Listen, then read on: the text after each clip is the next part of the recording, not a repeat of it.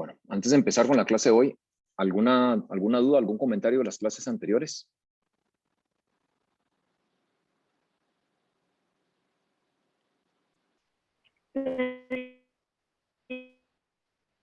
Podemos comenzar.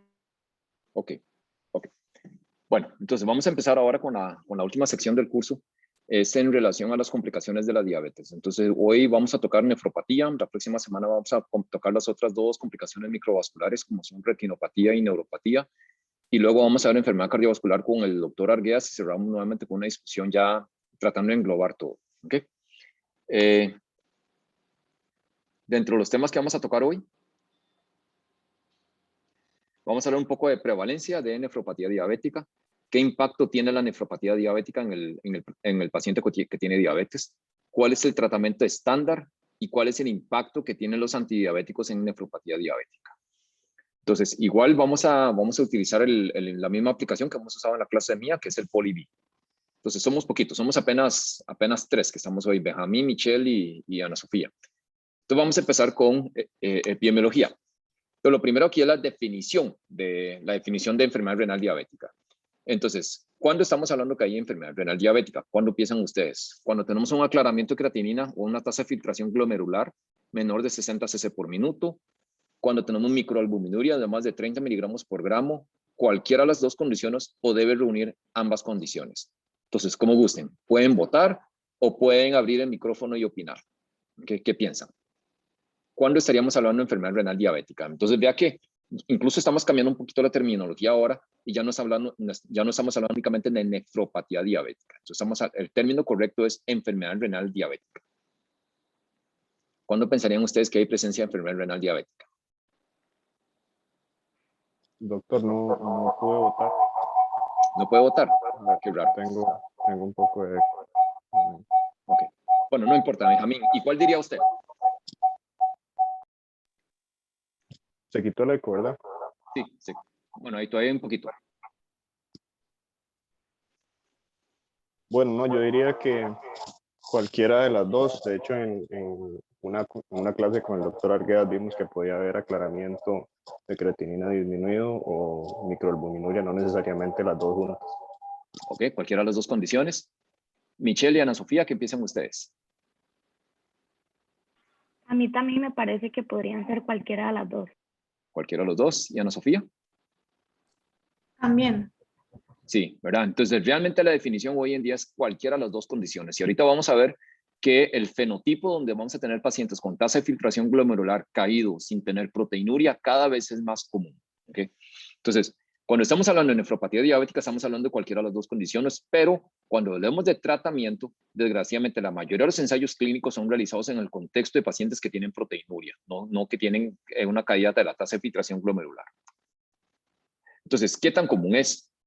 Entonces, ya que estamos hablando de enfermedad renal crónica, se supone que enfermedad renal crónica, no solo por diabetes, sino enfermedad renal crónica, tiene una prevalencia de alrededor de 10% a nivel mundial. O sea, 10% de las personas a nivel mundial tienen una tasa de filtración glomerular menor de 60 cc por minuto, de los cuales 80 al 90% pasan sin diagnóstico. Entonces, tenemos el diagnóstico menos del 10% de los pacientes únicamente. En el año 1990 era la 27ª causa de mortalidad a nivel mundial y 20 años después pasó a ser la 18ª. ¿Okay? Y de las causas más comunes, la causa más común de enfermedad renal diabética, de enfermedad renal crónica a nivel mundial, la número 1 termina siendo diabetes. De hecho, digamos, dentro de la etiología que se ve de la enfermedad renal crónica, muchas de las etiologías han ido cayendo, ¿verdad? Excepto diabetes. Entonces, diabetes se vuelve igual o cada vez más prevalente como causa de enfermedad renal crónica.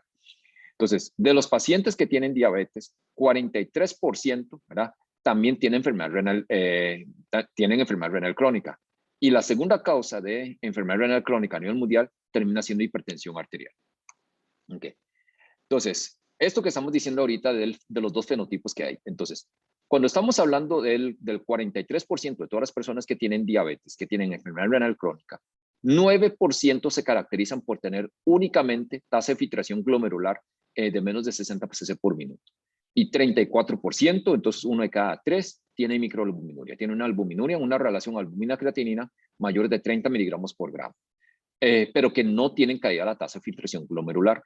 Y solo 13% de los pacientes tienen ambos tiene tanto la caída de tasa de filtración glomerular como la presencia de albuminuria. Entonces, vea que no es para nada despreciable tener hasta un 10% de todas las personas que tienen diabetes, una caída de tasa de filtración glomerular sin tener proteinuria. Okay. Entonces, se estima que esta prevalencia, digamos, habíamos visto los datos del 1990 al 2010, que aumentó como causa de muerte a nivel global la enfermedad renal crónica. Pero desde el punto de vista de diabetes, ¿verdad? La cantidad de muertes a nivel mundial de todas las muertes por enfermedad renal crónica, cuando es por diabetes, ha aumentado 94% entre el año 1990 y el año 2002. Okay. Cuando nosotros vemos esto es la encuesta nacional de salud de los Estados Unidos, este es el NHANES, en 3 corridas que ha habido, digamos, del 2007 al 2008, 2009, 2010 y 2011, 2012, vemos cómo desgraciadamente la enfermedad renal crónica, definido como estadio de 3A para arriba, digamos, en menos de 60 cc por minuto, ha ido aumentando. Y sobre todo el estadio 3A es un poco más común, el estadio 4 se ha vuelto más común, ¿verdad? Y los pacientes que tienen enfermedad, que tienen tasa de filtración glomerular normal, más bien ha ido cayendo a través del tiempo. Entonces, esto lo dejo de disminuir, ha ido tendiendo a aumentar. Okay. La otra forma en que nosotros podemos clasificar la enfermedad renal diabética es la clasificación típica, ¿verdad? La evolución, la historia natural típica que se cree que pasaba. Entonces, cuando nosotros no teníamos tanto el concepto de enfermedad renal crónica no proteinúrica, se decía que el primer estadio de enfermedad renal diabética se caracterizaba por hiperfiltración. Entonces vamos a tener hiperfunción, que esto se caracteriza, como el nombre lo indica, por una tasa de filtración glomerular elevado, y elevado estamos hablando de más de 120 cc por minuto. Entonces, con una albuminuria que tiende a ser transitorio y además reversible, ¿okay?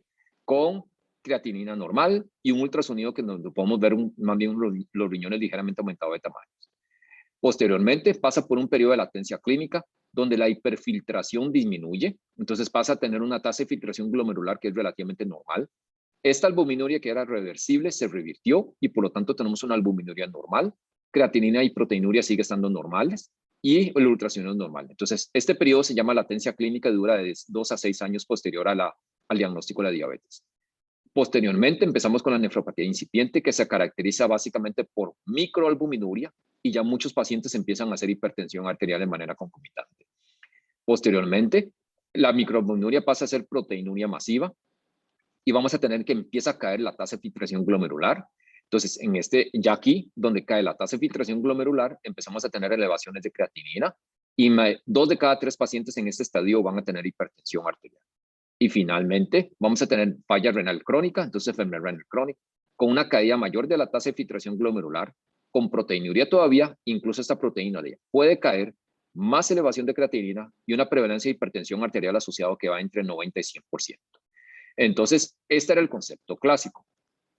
Sin embargo, la clasificación que usa el CADIGO, que usa el Consenso Internacional de Enfermedad Renal Crónica, nos habla, digamos, en esta escala de colores, cuál es la probabilidad de que el paciente avance hacia enfermedad renal terminal. Entonces, a mayor grado de proteinuria, de albuminuria, entonces si yo tengo menos de 30, que es lo normal, versus microalbuminuria, que es entre 30 y 300, versus macroalbuminuria, que es más de 300 miligramos por gramo. Entonces, a mayor tasa de proteinuria, de albuminuria, mayor el riesgo de progresión hacia enfermedad renal terminal. Y por supuesto, entre más cae la tasa de filtración glomerular, mayor el riesgo.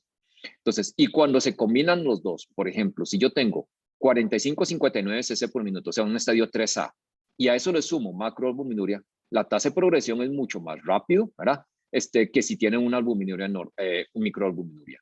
O sería el equivalente a tener un estadio 3B con microalbuminuria. ¿Ok?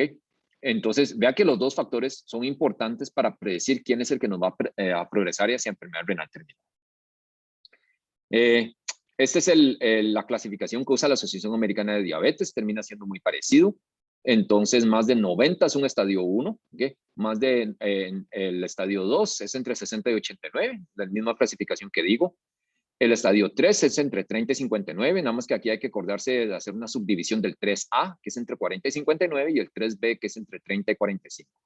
El estadio 4, entre 15 y 29 cc por minuto, y el estadio 5, que es falla renal, menos de 15 cc por minuto, o el paciente requiriendo diálisis. Okay. Entonces, eso es gráficamente lo que les puse hace un momento de la evolución del concepto clásico de cómo era la historia natural de la nefropatía diabética. Entonces decía que al principio entonces vamos a tener esta hiperfiltración con un poquito más de una excreción albuminuria, una elevación de microalbuminuria de manera transitoria que luego normaliza, luego empieza a aumentar la microalbuminuria y donde empieza a aumentar la microalbuminuria después de un tiempo empieza a caer la tasa de filtración glomerular, ¿verdad? Y al final, donde ya hay una caída muy significativa de la tasa de filtración glomerular, vamos a tener también una caída de la proteinuria, porque sencillamente ya no se filtra tanto. Hipertensión arterial en el camino que empieza a aparecer.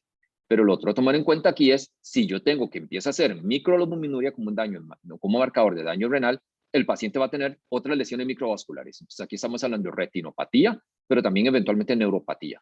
Entonces es muy poco común que el paciente tenga una enfermedad renal avanzada y que no tenga retinopatía o neuropatía asociada. Y por otro lado, a pesar de que, digamos, estos pacientes pueden terminar en diálisis o en trasplante, la causa número 1 de muerte de la nefropatía diabética termina siendo enfermedad cardiovascular. Entonces, no podemos dejar de lado las medidas que se habló con el doctor Arguedas del manejo de la hipertensión y el manejo de dislipidemia con el fin de evitar que el paciente fallezca. Okay. Entonces, ya les he mencionado en un par de ocasiones que existe dos fenotipos. Entonces, básicamente nosotros vamos a tener un fenotipo albuminúrico, paciente que hace albuminuria, y vamos a tener un fenotipo donde el paciente va a tener una caída de la tasa de filtración glomerular sin hacer microalbuminuria. Entonces, en la vía albuminúrica, el paciente empieza primero con normoalbuminuria para luego progresar a micro y luego macroalbuminuria. Y en el paciente que está normoalbuminúrico, nunca pasa por proteinuria y de donde cae es directamente a la falla renal, a la reducción de la tasa de filtración glomerular. Bien. Entonces, ¿cuáles son los mecanismos que nos puede llevar a cada uno de estos fenotipos? Entonces, lo clásico, ¿verdad?, es que se dice que la proteinuria per se, el hecho de que esté pasando proteínas a través del glomérulo, a través de la membrana basal, esto es malo, ¿verdad? Y esto nos lleva a varias lesiones. Entonces, la albúmina en el lumen tubular y en la célula de los túbulos renales nos lleva a liberación de endotelina, nos lleva a vasoconstricción, nos lleva a proliferación, entonces nos lleva a fibrosis, nos lleva a un estado proinflamatorio y liberación de radicales libres de oxígeno, que todo esto termina induciendo isquemia y lesión en el túbulo renal.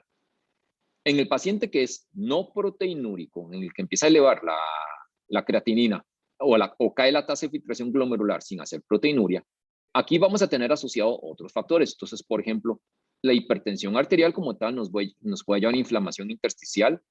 El sobrepeso y la obesidad nos puede llevar a hipertrigliceridemia, insulinoresistencia, que la insulinoresistencia nos lleva a liberación de adipoquinas e inflamación a nivel del liberado a través del tejido graso y nos lleva a un estado proinflamatorio. Esto nos puede llevar también ahorita vamos a hablar de mecanismos por los cuales podemos tener hiperfiltración, pero la hiperfiltración per se también nos puede producir daño a nivel tubular. ¿Okay? Entonces, otras causas que nos pueden llevar a enfermedad renal crónica no albuminúrica es que porque podemos tener daño renal agudo acumulado, entonces que estemos haciendo eventos de daño renal poco a poco que se van acumulando. Podemos tener isquemia, así como se hace aterosclerosis y compromiso microvascular, por ejemplo, en las extremidades inferiores. Puede haber isquemia que nos lleve a lesión del riñón, puede haber lesión microvascular y, como le mencionaba, también fibrosis tubular. Entonces, realmente son diferentes mecanismos que potencialmente nos llevan a enfermedad renal crónica no proteinúrica. Entonces, la otra característica que hacen estos pacientes es que hacen nefroesclerosis. Entonces, cuando hacen nefroesclerosis, usualmente se caracteriza por ausencia de proteinuria, con un sedimento urinario relativamente normal. Es de las causas más comunes de progresión a enfermedad renal crónica. Entonces, la proteinuria es nada más un indicador de daño glomerular, pero no me indica nada cómo está el túbulo. ¿Okay? Y en la proteinuria es donde podemos tener más impacto con el control glicémico y la modulación del sistema renina-angiotensina-aldosterona. Pero el túbulo como tal, pareciera que el daño no depende tanto del control glicémico. Entonces, podemos tener daño tubular o daño vascular por diabetes. ¿Okay? Y en el NHANES, en la Encuesta Nacional de Salud de los Estados Unidos que les enseñé, solo 30% de los pacientes que tenían tasa de filtración glomerular de menos de 60 cc por minuto tenían albuminuria concomitante. Okay. Esto es nada más para traerle que en diferentes estudios consistentemente, cuando se biopsia a los pacientes que tienen enfermedad renal crónica por diabetes, sea por proteinuria o por tasa de filtración glomerular disminuido, se encuentra un porcentaje significativo de pacientes que tienen otras causas de proteinuria. Por ejemplo, ¿verdad? Nefropatía por IgA, vamos a ver, nefropatía por IgA, podemos tener glomerulonefritis membranoproliferativa, podemos tener glomerulonefritis de cambios mínimos, entonces podemos tener diferentes otras etiologías de enfermedad renal crónica como la población no diabética. Entonces, ¿cuándo pensarían ustedes que son señales de alerta de que puede haber algo más que no sea nefropatía diabética, pensando en este otro porcentaje? ¿Cuáles serían señales de alerta, banderas que nos llaman la atención?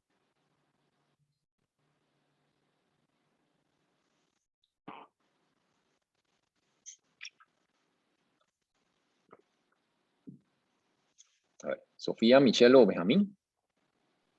Yo pensaría que puede ser pacientes que se presenten como con un síndrome nefrítico, nefrótico, por ejemplo, que tengan edema, hematuria y otras cosas que hagan pensar que es algo más. ¿Síndrome nefrítico o síndrome nefrótico? Creo que si fuera como por una glomerulopatía sería nefrítico. Síndrome nefrítico, ¿verdad? Porque síndrome nefrótico sí puede ser por diabetes, si tiene proteinuria y no tiene nada más. Pero acuérdense que síndrome nefrítico es caracterizado por la presencia además de hematuria, aunque sea microscópica, ¿verdad? E hipertensión. Sabemos que hipertensión no es un buen discriminador porque muchos de los diabéticos tienen hipertensión. Pero efectivamente, si tiene lo que se llama un sedimento urinario activo, o sea, la presencia de leucocitos en el sedimento urinario, o tenemos glóbulos rojos, eritrocitos en el sedimento urinario, esos son señales de alerta, ¿verdad? Entonces, hay que volver a ver el sedimento urinario, hay que ver qué está pasando con el examen general de orina. Esa es una. ¿Qué más?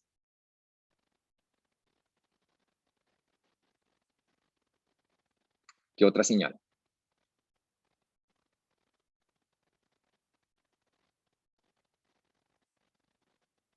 Pongo un caso, yo tuve una vez un señor que me refirieron hace algunos años. El señor tiene 50 y tantos años, referido por diabetes y una proteinuria de como 4.000 miligramos, con una creatinina en ese momento como de 1.6 y supuestamente la de diabetes tiene un año de evolución. ¿Le suena eso a nefropatía diabética o suena que puede haber algo más? No, tiene muy poco tiempo de evolución de la diabetes. Poco tiempo de evolución de diabetes, ¿verdad? Entonces hay que echar para atrás a ver si ya tenía función renal y si tenía estudios de evaluación de esa proteinuria desde antes. Entonces eso no es por diabetes. ¿Qué más? ¿Cuál es otra clave más que nos orientaría que puede haber algo más?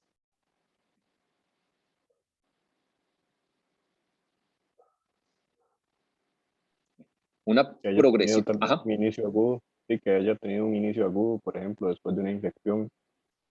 Ok, un inicio agudo, entonces hablando de una lesión renal aguda que luego se cronificó, está bien. Entonces, si nosotros lo seguimos y siempre ha estado bien y resulta que se hospitalizó, por ejemplo, por lo que usted quiera, COVID, no sé, una apendicitis, una cosa así, después del hospital salió, cuando entró con 1 y salió con 5 de creatinina, bueno, hay una lesión renal aguda que pasó algo, ¿verdad? Y lo otro es una caída muy rápida de la tasa de filtración glomerular. Entonces, ¿cuánto es la caída fisiológica de la tasa de filtración glomerular? Doctor, no le escuché bien la pregunta, ¿puede repetirlo? ¿Cuánto es la caída fisiológica de la tasa de filtración glomerular que se produce por la edad? Por el envejecimiento de todos nosotros.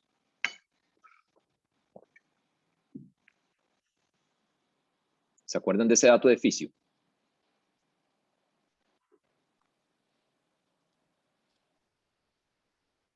Es aproximadamente 0.6, 0.8 cc por minuto por año, ¿verdad? Es lo fisiológico.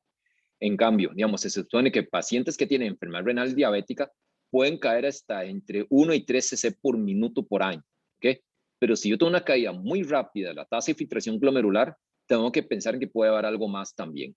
Aún así, hay un pequeño porcentaje de las personas que tienen diabetes que pueden tener caídas aceleradas de la tasa de filtración glomerular sin que haya una causa secundaria. pero eso sería una de las alertas. Entonces, las tres banderas aquí, las tres señales de alerta es un sedimento urinario activo, o sea, la presencia de leucocitos o glóbulos rojos, eritrocitos en sedimento urinario. 2, ¿verdad? Una caída muy rápida de la tasa de filtración glomerular.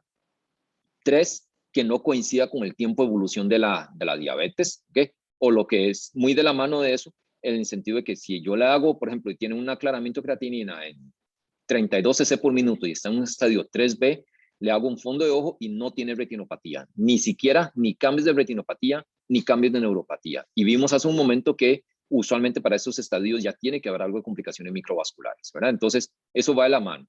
En cambio, si tiene retinopatía, aunque tenga un diagnóstico relativamente reciente, posiblemente el paciente llevaba mucho tiempo de tener la diabetes, nada más que no se había diagnosticado. ¿Ok?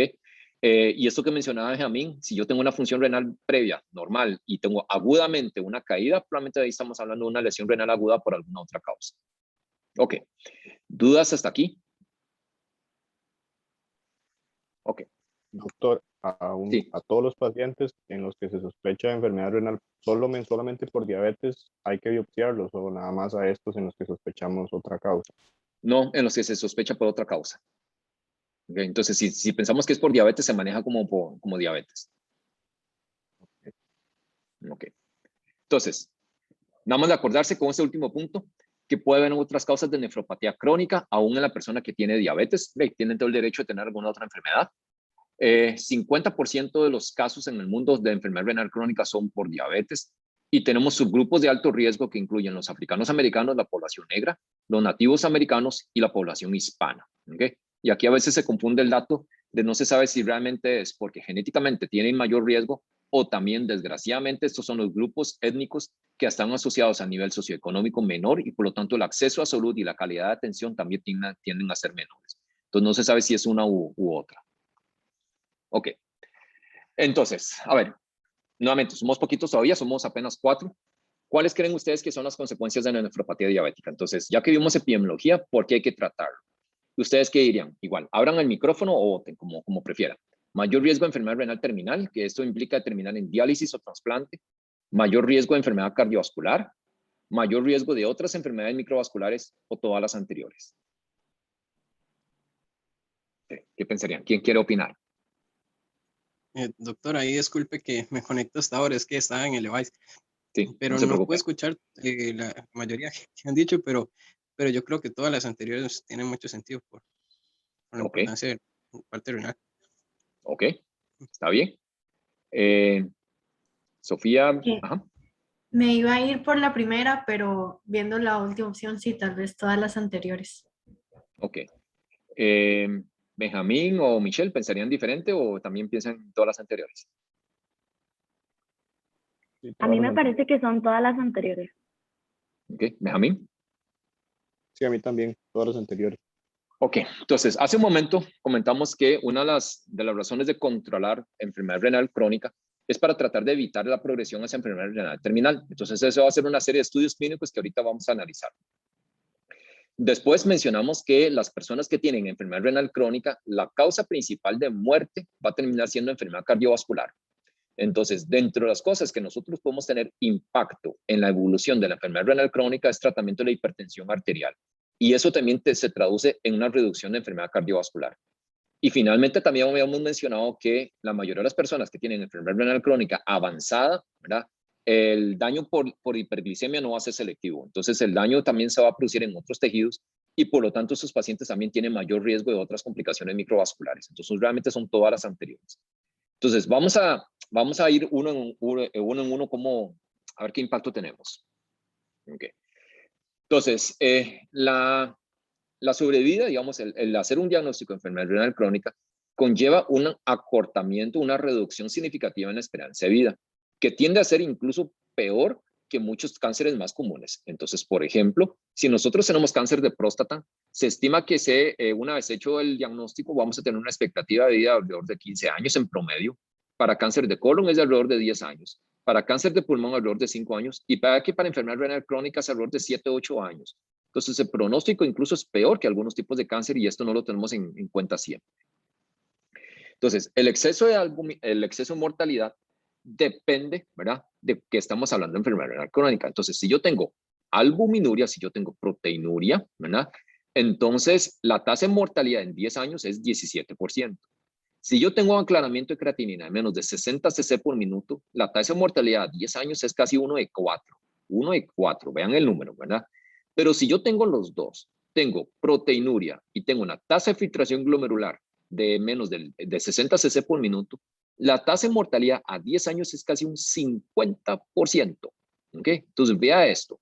Comparado con una tasa de mortalidad del 7% de la población general, ¿verdad? Que no tiene ni diabetes ni nefropatía.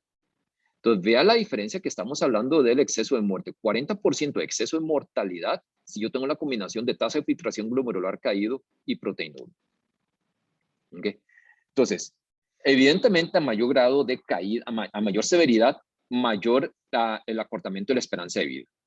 Entonces, por ejemplo, a una edad determinada, a los 55 años, si yo tengo una tasa de filtración glomerular, digamos, todavía, aquí estamos arriba, normal, o todavía a un estadio 3A, o sea, por arriba, 45 cc por minuto, esta persona a los 55 años con diabetes va a tener una esperanza de vida alrededor de 20 años.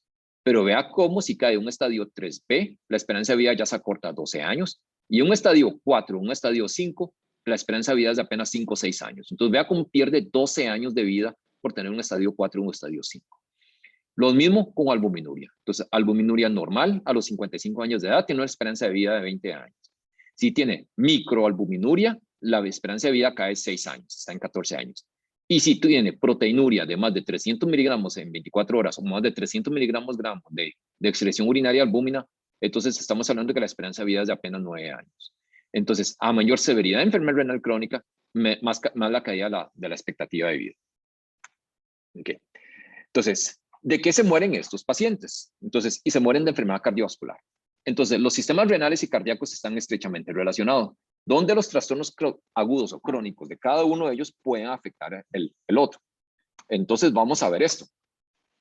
Este es un estudio epidemiológico donde estamos hablando del riesgo relativo ajustado, ¿verdad? Para ictus, para ABC, para enfermedad coronaria, para mortalidad cardiovascular.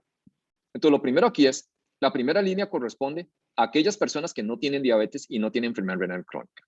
La segunda línea, pacientes que tienen diabetes, pero no tienen enfermedad renal crónica. La tercera línea, enfermedad renal crónica sin diabetes. Y la cuarta línea, que tiene las dos condiciones, enfermedad renal crónica y diabetes. Entonces, vemos cómo la sola presencia de diabetes, ¿okay?, nos aumenta en el modelo ajustado por otros factores de riesgo, aquí en el modelo 2. Entonces, si yo tengo diabetes sin enfermedad renal crónica, el riesgo relativo de ictus, de enfermedad coronaria o de mortalidad cardiovascular, a pesar de que numéricamente es mayor, no alcanzan la significancia estadística. Pero si yo tengo, ¿okay?, si yo tengo sobre todo diabetes y enfermedad renal crónica, vean cómo aquí sí aumenta el riesgo relativo de manera significativa. Entonces, diabetes y enfermedad renal crónica sextuplica el riesgo de ictus con respecto a la población general, triplica el riesgo de enfermedad coronaria y nos sextuplica el riesgo de mortalidad cardiovascular. Okay. Entonces, esto es visto desde otro tipo de eventos cardiovasculares. Entonces, nuevamente aquí podemos ver cómo aumenta el riesgo de angina, ¿okay? Aumenta el riesgo de angina, sobre todo en hombres.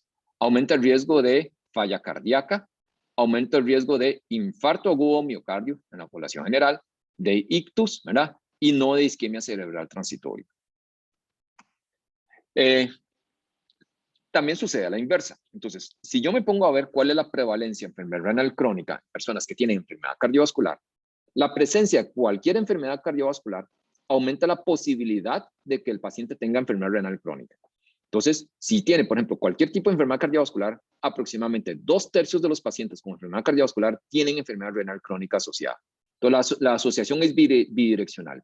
Si yo tengo enfermedad renal crónica, aumenta el riesgo de enfermedad cardiovascular. Y si yo tengo enfermedad cardiovascular, también nos aumenta la posibilidad de que tenga enfermedad renal crónica.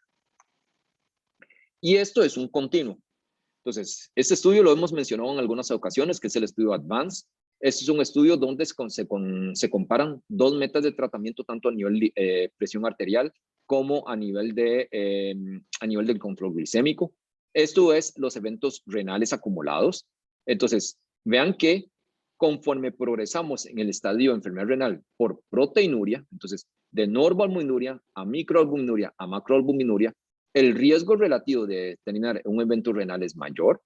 Igual, conforme va cayendo la tasa de filtración glomerular, este riesgo relativo es cada vez mayor, independientemente de la categoría de albuminuria.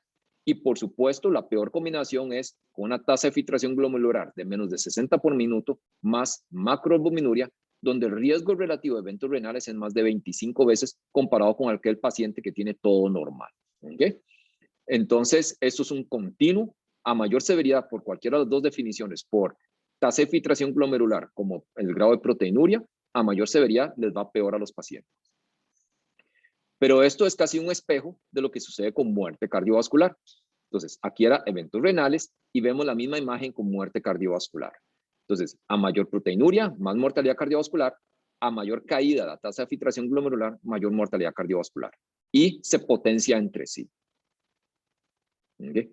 Visto de otra forma, esto tiene un comportamiento como una curva en J, donde si la tasa de filtración glomerular empieza a caer ya por debajo de 60 cc por minuto, en las personas que tienen diabetes empezamos a ver cómo empieza a aumentar el riesgo de mortalidad cardiovascular.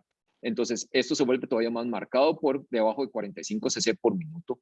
Pero vea que aquí para arriba también, ¿verdad? Entonces, hablándonos de que con hiperfiltración les puede ir peor.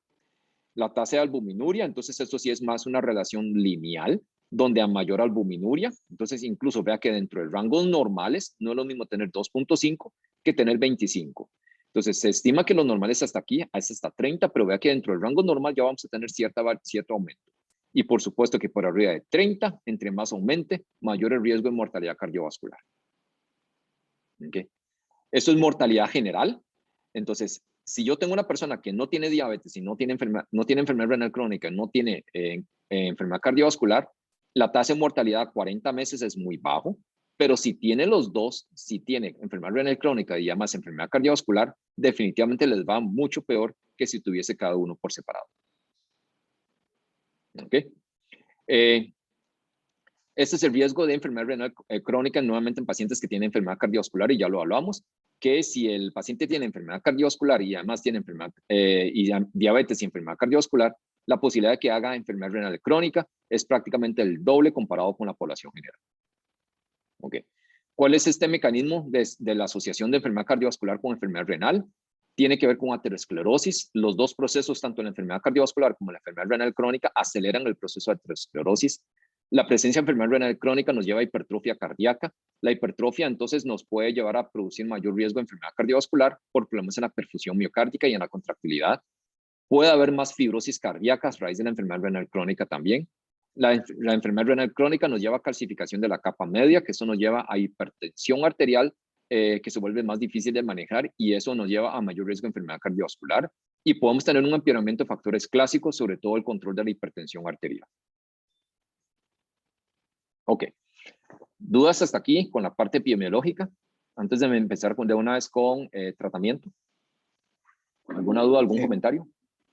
Sí. Doctor, una consulta. El mecanismo por que se favorece la aterosclerosis es que no me queda como muy claro. ¿Por qué sería que se favorece con la enfermedad renal crónica? Lleva a más inflamación, lleva más estrés oxidativo, empeora el control de la hipertensión. Al empeorar el control de la hipertensión, entonces vamos a tener también mayor liberación de radicales libres de oxígeno que nos producen LDLs más pequeñas y densas y eso nos acelera la aterosclerosis. Ok, perfecto. Muchas gracias. Mucho gusto. ¿Alguna otra pregunta? Ok. Bueno, vamos a irnos. Vamos a ver primero entonces qué impacto tiene el control de glucosa. Entonces, prevención de aparición de la albuminuria. Entonces, este es uno de los estudios que mencionamos hace un momento, el estudio ADVANCE. Yo les mencionaba que cuando vimos la clase de manejo del control glicémico, ADVANCE son en pacientes que tienen ya más tiempo de evolución de la diabetes y al aleatorizaron a los pacientes supuestamente alcanzar 7 versus 6.5 hemoglobina versus 6, que al final de cuentas lo que alcanzaron fueron 6.5. Entonces, la diferencia al final del estudio fue 0.6% en la hemoglobina glicosilada. Que esto fue altamente significativo. Entonces, el grupo intensivo tuvo una hemoglobina glicosilada un poquito más baja. El desenlace primario era una combinación de desenlaces de complicaciones micro y macrovasculares, y al bajar más la glucosa se alcanzó una reducción significativa de este desenlace primario. Pero cuando nosotros analizamos con un poquito más de detalle si fue microvascular o macrovascular, vean cómo enfermedad cardiovascular, o sea, complicaciones macrovasculares, al bajar ese 0.6% de hemoglobina glicosilada, la diferencia fue no significativa. ¿Okay? La P es de 0.32 y el límite superior del intervalo de confianza llega hasta superar el 1. Entonces, esta reducción fue no significativa. Pero cuando nosotros vemos los datos de complicaciones microvasculares, ¿okay? Hay una reducción del 14% estadísticamente significativo. Entonces, el bajar hasta 6.5% de A1C, ¿verdad? Se asoció a menos complicaciones microvasculares. Pero analicemos ahora, entonces, cuáles de estas complicaciones microvasculares fueron lo que se redujo. Entonces, ya vimos que aquí complicaciones macrovasculares no alcanzó significancia estadística, pero cuando nosotros vemos complicaciones microvasculares, básicamente el que tuvo beneficio aquí con una reducción del 21% fue de nefropatía. Nefropatía nueva o empeoramiento de nefropatía. Y en cambio, cuando nosotros vemos retinopatía, vea que no hubo diferencia. Entonces, retinopatía una reducción del 5% que el intervalo de confianza supera el 1. Entonces, básicamente, bajar hasta 6.5% a 1C versus 7, lo que nos va a asociar es a una reducción del 20% en el riesgo de desarrollar nefropatía. ¿Okay? Entonces, bajar glucosa para lo que estamos discutiendo hoy, que es riñón, sí funciona. Y tenemos evidencia todavía hasta 6.5. No tenemos evidencia de por debajo de 6.5, por ejemplo, si es 6.5 versus 6, se asocia a una reducción mayor del riesgo de nefropatía. ¿Ok? Entonces, cuando estamos hablando de el seguimiento a largo plazo, ¿okay? Entonces es el estudio Advance On. Entonces, aquí es cuando estamos hablando de que el grupo que estuvo al principio muy bien controlado en el grupo intensivo, no solo se asoció a menos aparición de nefropatía, de microalbuminuria, sino que también estuvo asociado a menos progresión, menos evolución de la nefropatía diabética. Entonces, cuando nosotros vemos el porcentaje que terminan en enfermedad renal terminal, end-stage renal disease, entonces es mucho menor en el grupo que fue tratado de manera intensiva, llevando a menos de 6.5% a 1C versus grupo estándar.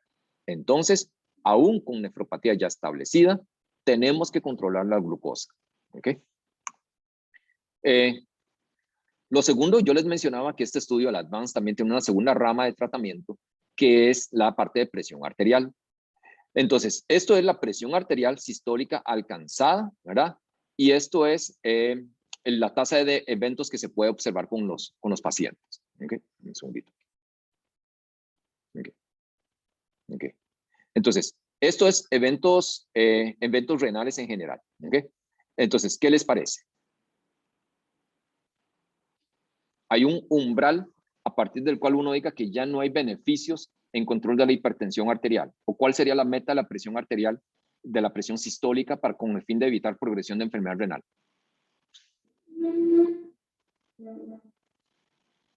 ¿Qué les parece?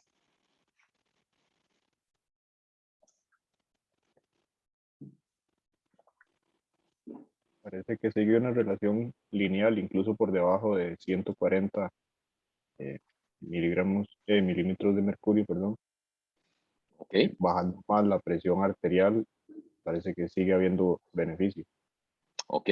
Entonces, sin embargo, si usted ve la pendiente aquí, tal vez entre 120, 130, aquí la pendiente no es tan marcado como de 130 para arriba, ¿verdad? De aquí para arriba pareciera que la pendiente es mucho más marcado. Pero sí, pareciera que no hay un nivel por debajo del cual no vayamos a tener más beneficios. Entonces, ¿qué pondrían como meta o cuando lo discutieron con el doctor Arguedas, a qué conclusión llegaron como meta de presión arterial para el control de la diabetes? 140, 90. 140, 90 para diabetes general, ¿ok? Cierto. ¿Y en nefropatía? Cuando usted tiene pacientes de un poco más de riesgo. Recuerdo que En se podían teoría llevar es hasta... como, perdón, Sí, adelante, Lenín. Ya vamos con Benjamín. Sí, sí. Sí, digamos, lo que hemos dicho era como 130-80 si el paciente lo toleraba y, digamos, era alto riesgo, pero no menos de 120-70, digamos. Eso Exactamente. es lo que me acuerdo. Ok. Sí. Benjamín. No, era eso, que se podía llevar hasta 130, 80. Exactamente. Entonces aquí el concepto es 140-90 es para la población general de diabetes que no tienen nefropatía. Si tienen nefropatía, especialmente si tienen proteinuria, probablemente va a ser 130-80. Okay, llevar hasta aquí porque podemos tener, vea como aquí hay una reducción todavía de enlaces renales. Incluso pacientes que persisten con mucha proteinuria a pesar de 130-80, posiblemente lo podemos tirar todavía un poquito más abajo hacia 120, pero tal vez no menos de 120 por el riesgo de enfermedad renal aguda, ¿okay? Y por el riesgo de hipotensión postural, por los efectos adversos. Ya vamos a analizar eso con un poquito más de detalle. Okay. Entonces, esto era desde el punto de vista de metas. Entonces, metas de hemoglobina glicosilada y metas de presión arterial. Entonces, vamos a ir ahora viendo por estadios de enfermedad renal. Entonces, cuando estamos hablando en el concepto clásico, donde el estadio 1 hay hiperfiltración, el estadio 2 era microalbuminuria incipiente, estadio 3 era microalbuminuria, 4 era proteinuria y 5 era enfermedad renal terminal, vamos a ir en cada una de esas etapas. Entonces, lo primero aquí es, esto es el estudio roadmap, esto es olmesartán versus placebo en pacientes que son normotensos. Y la aleatorización, digamos, la mitad de los pacientes estaban, digamos, en un estudio grande, donde 2,000 pacientes de cada rama estaban siendo tratados. Entonces, 2,000 fueron tratados con placebo, 2,000 fueron tratados con olmesartán. Todos estos pacientes tenían albuminuria normal. Y el objetivo primario del estudio era determinar la prevención de la aparición de microalbuminuria. O sea, tratar de evitar que el paciente llegue a un estadio, a una fase 3, a una etapa 3 de enfermedad renal diabética. Entonces, estando en el estadio 2, que es presión normal y albuminuria normal, evitar que aparezca 3, que es la aparición de microalbuminuria. Entonces, ¿qué dirían? ¿Funcionó o no funcionó el mesartán?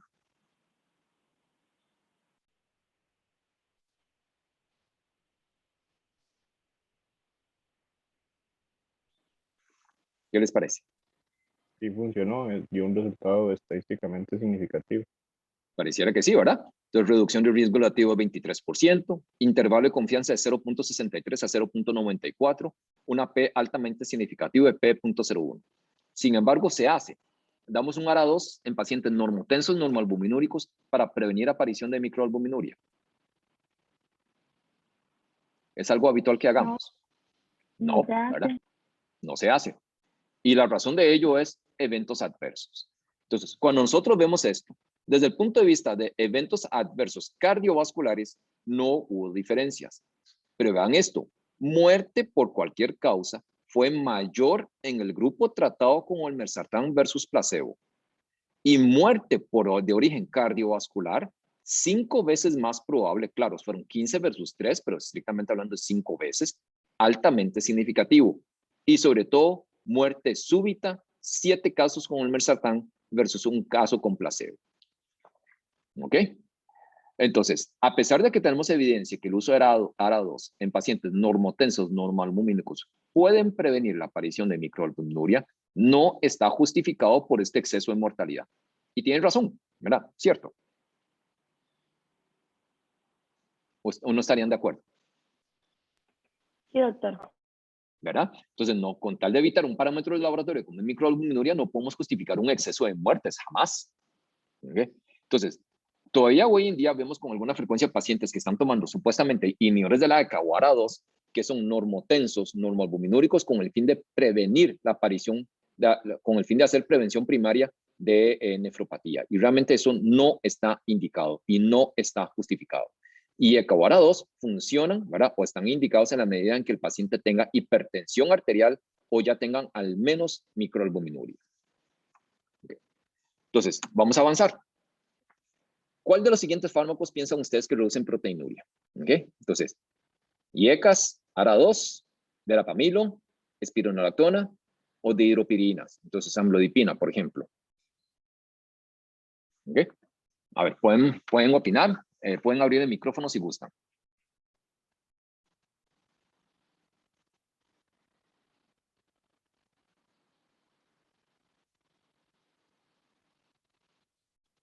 Ok. IECAS. Ok. ¿Alguien quisiera opinar? ¿ARA2? Los IECAS y los ARA2 IECAS y ARA2. Ok. ¿Verapamilo disminuye? ¿Se acuerdan si verapamilo disminuye? Si verapamilo disminuye en un estudio muy chiquitito, se llama el estudio Benedict, pero funcionó. ¿Ok? Produce reducción de proteinuria. ¿Espironolactona?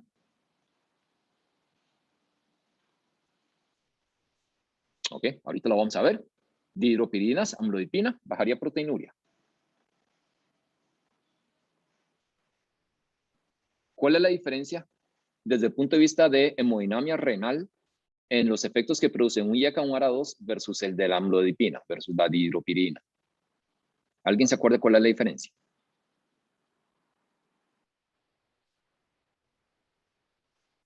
¿A dónde actúa la angiotensina 2 en el glomérulo? ¿En cuál arteriola? ¿En la aferente o en la eferente? La diferente. En la eferente, en la angiotensina 2. Y produce vasoconstricción, entonces cierra la arteriola eferente. Y si nosotros cerramos la arteriola eferente, ¿qué va a pasar con la presión intraglomerular? Aumenta. Aumenta. Y si aumenta la presión intraglomerular, estamos favoreciendo ya sea la hiperfiltración o incluso eventualmente la proteinuria, la filtración de las proteínas a través de la membrana basal. Entonces, si con el IECA o el ARA2 nosotros estamos disminuyendo ya sea la generación de angiotensina 2 con el IECA o estamos bloqueando la acción de la angiotensina 2 con el ARA2, entonces estamos produciendo un bloqueo del efecto sobre en la arteriola eferente. Entonces vamos a producir vasodilatación de la eferente, la presión intraglomerular disminuye y por lo tanto, ¿verdad?, mejoramos la hiperfiltración y la proteinuria. Entonces, IECA y ARA2, definitivamente. Espironolactona, la aldosterona va a tener un efecto similar, además de que la aldosterona a nivel del túbulo renal, entonces favorece la reabsorción de sodio y de agua, entonces nos empeora la hipertensión arterial y ya vimos que la hipertensión arterial es de los factores que determinan la progresión de la enfermedad renal crónica, entonces nos mejora ese lado. Las dihidropiridinas, el calcio antagonista, ¿dónde actúa? ¿Dónde actúa la amlodipina? ¿Produce vasodilatación de cuál? ¿De la aferente o de la eferente?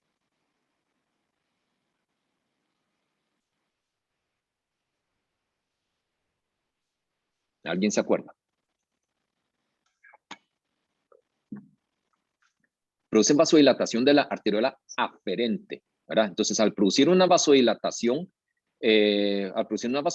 no discrimina, entonces va a producir una vasodilatación de la arteriola aferente y por lo tanto, entonces, ¿qué va a pasar con la presión intraglomerular? Aumenta. Aumenta, entonces nos tiende a empeorar la proteinuria, ¿ok?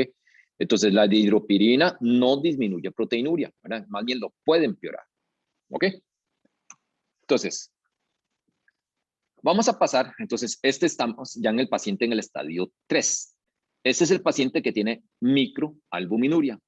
Y aquí lo que estamos buscando es evitar que pase hacia macroalbuminuria, que sería el estadio 4.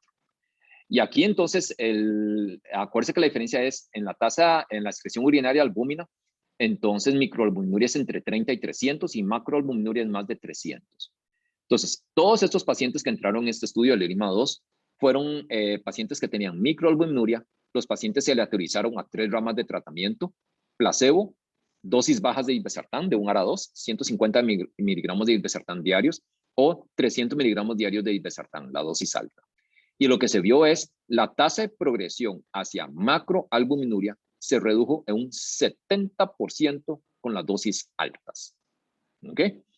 Entonces, definitivamente, si el paciente tiene microalbuminuria, se beneficia del tratamiento con ARA2 con el fin de evitar que pase, que haya progresión hacia un estadio 4, hacia albuminuria. ¿Ok? Es un estudio bastante sencillo. ¿Dudas con este estudio? Ok. Bueno, luego viene en el estadio 4. Entonces, yo ahora tengo pacientes que tienen proteinuria. Entonces, vea que estos son pacientes que tienen. Este primer estudio es el IDNT.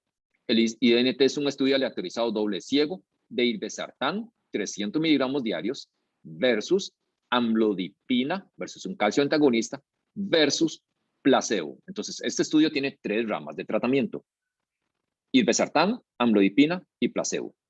Incluyó 1.700 pacientes con diabetes tipo 2, hipertensos con presión arterial de más de 135/85 o recibiendo antihipertensivos, pero que tuviesen, ¿verdad?, una excreción urinaria de albúmina de al menos 900 miligramos de proteinuria en 24 horas. Entonces, estos son pacientes que tenían macroalbuminuria. Entonces, como les decía, aleatorizados a 300 miligramos diarios de irbesartán, 10 miligramos diarios de amlodipina o placebo, titulando a llevar una presión meta de menos de 135/85. ¿Qué fue lo que mostró? Bueno, el desenlace primario, que vamos a ver ahorita, que todos estos son muy parecidos, es el compuesto de doblamiento de creatinina, enfermedad renal terminal, indicado en ese momento definido por diálisis, trasplante o una creatinina más de 6 o muerte. ¿Y qué fue lo que se vio? Entonces, 60 años en promedio, la presión inicial muy similar en los 3 grupos, 130/87, las demás características parecidos, 1.6 de creatinina en promedio, 1.900 miligramos en promedio de proteinuria. Este es el desenlace primario. Entonces, el desenlace primario, que era doblamiento de creatinina, enfermedad renal terminal o muerte, se alcanzó en 32% del grupo tratado con irbesartán y 41% del grupo tratado con amlodipina. Y la presión arterial alcanzada fue entre irbesartán y amlodipina, fueron iguales. Entonces, a la misma presión arterial alcanzada, hubo menos progresión de hacia enfermedad renal terminal, hubo menos progresión de la nefropatía con los 300 miligramos de irbesartán versus amlodipina. Y esto determinado básicamente por menos doblamiento de creatinina. Enfermedad renal terminal ya numéricamente fue a favor de irbesartán, pero no alcanzó la significancia estadística, y en muertes no hubo mayor diferencia. En enfermedad cardiovascular, que era el desenlace secundario, fue igual. ¿Ok? Entonces, si yo tengo a alguien que tiene proteinuria, ¿cuál debería ser mi primer antihipertensivo?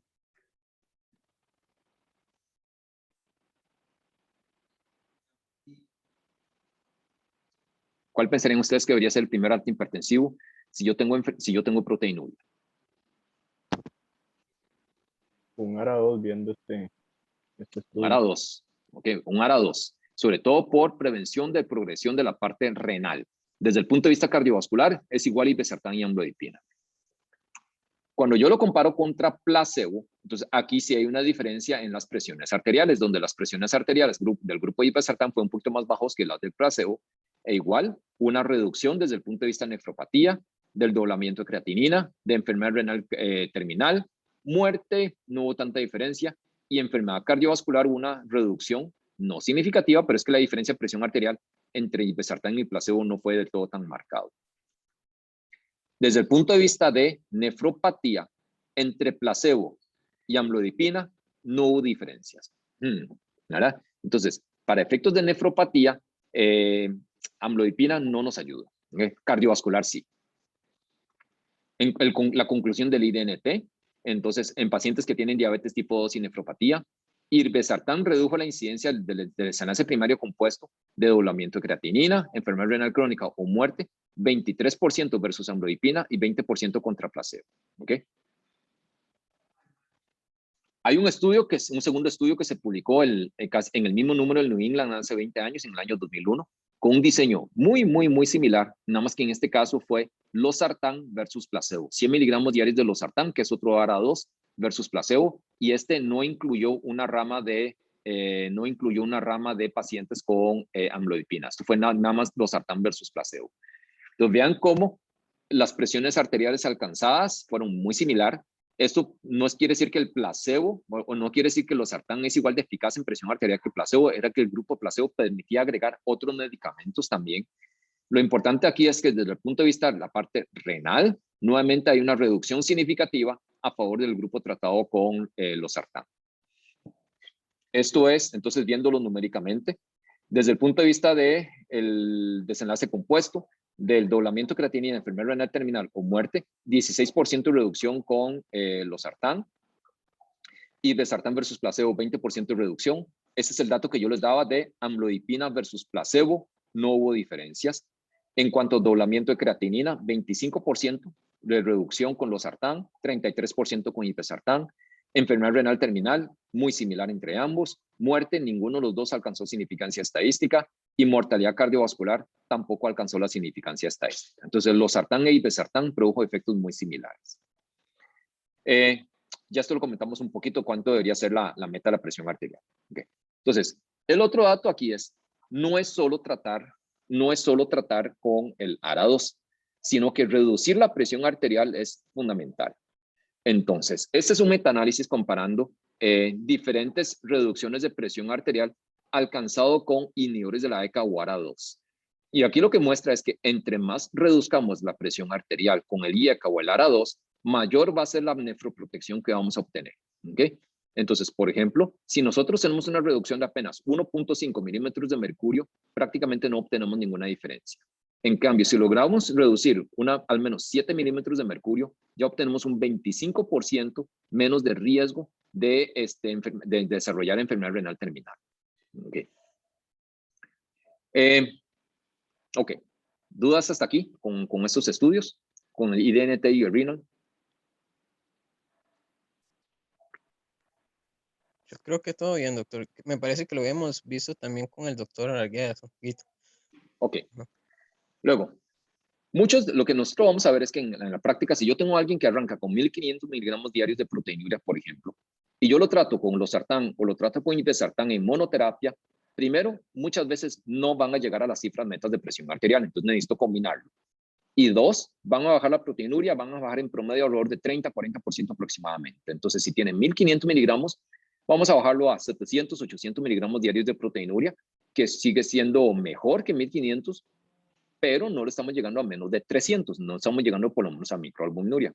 Entonces, ¿qué hacemos? ¿Qué han visto ustedes que hacen?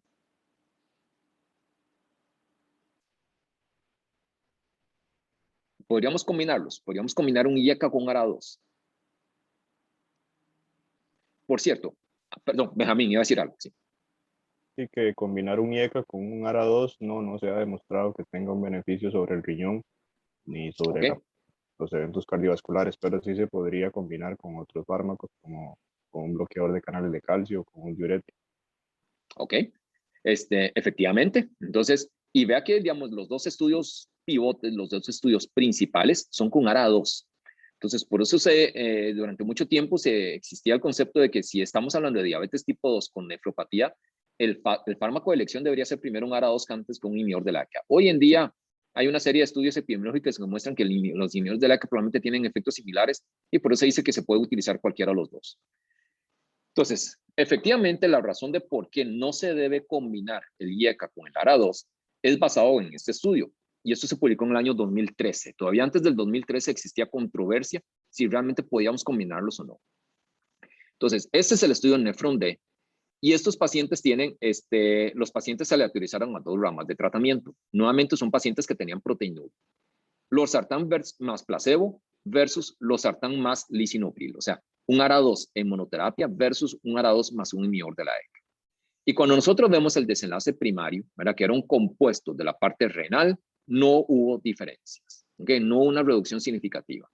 Y prácticamente cuando vemos todos los otros desenlaces, sea enfermedad renal terminal, muerte en general, enfermedad cardiovascular, la combinación no trajo ningún beneficio adicional del IECA o el IECA más ARA2. Pero cuando nosotros vemos eventos adversos, vean cómo esta combinación aumentó significativamente el riesgo de lesión renal aguda y el riesgo de hipercalemia. Entonces, esta es la razón de por qué no se deben combinar para la mayoría de los pacientes.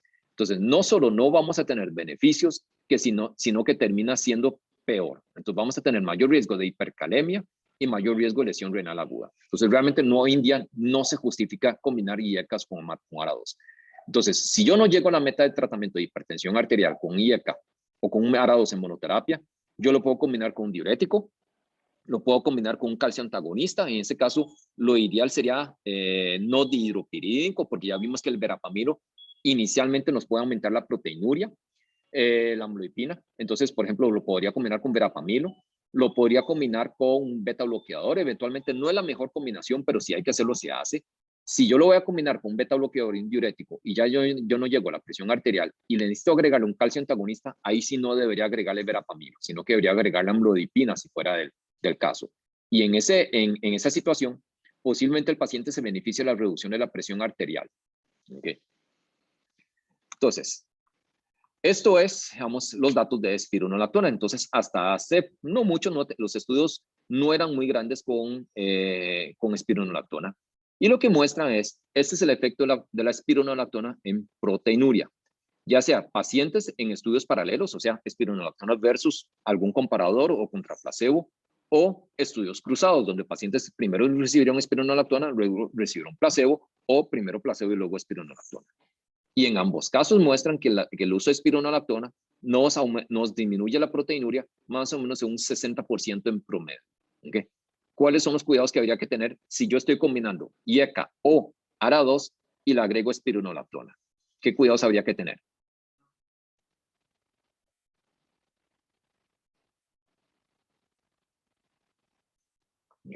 ¿Qué tengo que vigilar de cerca?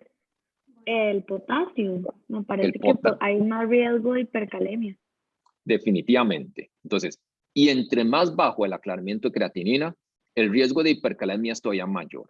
Entonces, siempre que yo voy a hacer esta combinación, donde está con IECA, un ARA2 y le voy a agregar espironolactona, siempre tengo que vigilarle el potasio a corto plazo. Entonces, no es que yo le agregué y lo cito un año para ver el potasio, sino que debería controlarle un potasio una o 2 semanas después. Y si el potasio llega a estar en más de 5.5, probablemente tengo que quitarle la espironolactona, habría que pararse. ¿Okay? Entonces, tenemos que vigilarle por hipercalemia. ¿Cuáles son los otros efectos adversos que nosotros podemos ver de espironolactona? Que tiende a ser muy molesto en los hombres.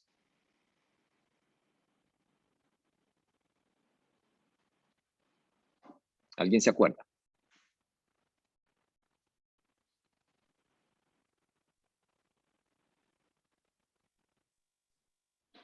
Benjamín, que lo veo con ganas de opinar, que prendió el micrófono. Es que no lo recuerdo muy bien, pero tiene que ver con que el medicamento puede estimular receptores de estrógeno, me parece. No tanto que estimule receptores de estrógeno, sino que bloquea receptores de testosterona.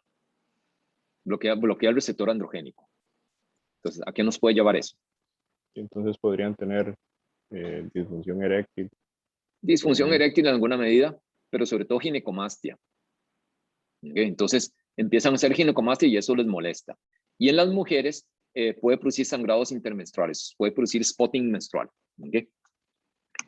Entonces, el otro limitante que nosotros tenemos con espironolactona es que la tasa de filtración glomerular no varía, está neutro. Pero lo que quisiera uno es que si lo estamos comparando contra placebo, por ejemplo, es que debería más bien evitar la caída. Entonces, que sea mejor a largo plazo comparado con placebo. Y ahí no tenemos tantos datos todavía. De ahí la necesidad, y la hipercalemia, como les mencionaba, definitivamente aumenta el riesgo y aumenta el riesgo prácticamente 5 veces más el riesgo relativo de hipercalemia comparado contra placebo. Okay. Entonces, de ahí la necesidad de otros tipos de terapia. Y aquí tenemos un derivado que se llama finerenona. Y vean que los estudios principales que yo les mencionaba, el IDNT y el RENAL, se publicaron en el 2001. Y del 2001 hasta el 2021 no hubo un solo medicamento nuevo aprobado para manejo de nefropatía diabética. Y en el 2021 se aprobaron 2. Uno es uno que vamos a hablar ahorita, ya ustedes se sospechan cuál de los antidiabéticos, ¿verdad? Y el otro aquí es finerenona. Finerenona es un antagonista de aldosterona no esteroideo. Y el estudio con que le aprobaron finerenona para nefropatía diabética es este estudio que se llama el Fidelio. Entonces, este estudio incluyó pacientes de más de 18 años de edad con una tasa de filtración glomerular entre 25 y 75 cc por minuto, ¿okay? Con albuminuria de más de 300, ¿okay? Que ya estuviesen utilizando por al menos 4 semanas un bloqueador del sistema renina-angiotensina-aldosterona, un IECA o un ARA2, y que el potasio inicial estuviera en menos de 4.8. Entonces, los pacientes en este mapa que les enseñaba al principio, estos pacientes, el 90% de los pacientes estaban aquí y el 10% de los pacientes estaban con un estadio de enfermedad renal entre 3A y 3B con microalbuminuria y el 90% en esta parte roja, ¿verdad? Entonces, con 3A, 3B, pero que tenían además albuminuria, macroalbuminuria. Okay. Entonces, el desenlace primario era el estudio. los pacientes fueron tratados con finerenona versus placebo. El desenlace primario, que era falla renal, ¿verdad? Definido por una caída del más del 40% de la tasa de filtración glomerular, muerte renal o necesidad de sustitución renal, ¿verdad? Sustitución, diálisis o trasplante, se redujo 18% de manera significativa a favor del grupo tratado con finerenona. Y el desenlace secundario, que era cardiovascular, entonces, muerte cardiovascular, infarto no fatal, ictus no fatal u hospitalización por falla cardíaca, reducción del 14% a favor del grupo tratado con finerenona. Entonces, finerenona redujo la progresión de enfermedad renal y redujo eventos cardiovasculares. ¿Okay? Muerte cardiovascular no alcanzó la significancia estadística, cruza en intervalo de confianza del 1, y hospitalización por falla cardíaca tampoco alcanzó la significancia estadística. Pero bueno, para lo que estaba diseñado, que era la parte renal, lo redujo de manera significativa. Okay. Entonces, ginecomastia les mencionaba, que es de los más molestos de la espironolactona en el hombre, de los eventos adversos más importantes. Entonces, no hubo diferencias en ginecomastia. En el caso de finerenona, parece ser más selectivo por el receptor de aldosterona. 0.2% de ginecomastia en las dos ramas de tratamiento, el de finerenona y el de placebo. La reducción de presión arterial fue mínima, fue de 3 milímetros de mercurio. Pero, el problema con finerenona, al final de cuentas, igual que con la espironolactona, hipercalemia. Entonces, 18% de los pacientes que estuvieron tratados con finerenona hicieron hipercalemia. Entonces, esto fue transitorio, esto fue transitorio, pero al final de cuentas hay que vigilarles el potasio con finerenona también. El aumento promedio de potasio fue 0.2 miliequivalentes. Hipercalemia, que llevará a descontinuación permanente del medicamento, fue solo 2%. Entonces, quiere decir que la mayoría de estos fueron transitorios, pero hay que ponerle cuidado. Y lógicamente el riesgo de hipocalemia fue menor con finerenona que placebo. Ok. ¿Dudas hasta aquí? Entonces, ¿cuál sería la secuencia lógica de combinación de antihipertensivos para el manejo de un paciente que tenga proteinuria? Entonces, ya hablamos que la primera línea de tratamiento posiblemente sea el IECA o el ARA2. Entonces, si el paciente persiste con proteinuria o persiste hipertenso, digamos por arriba de 130-80, ¿qué le agregaría?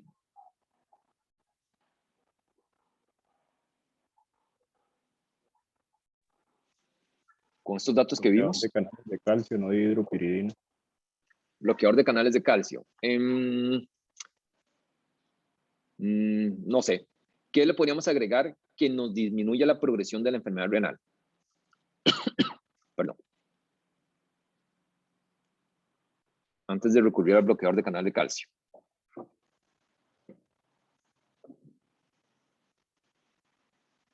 Si lo tuviéramos aquí en el país, le agregarían finerenona.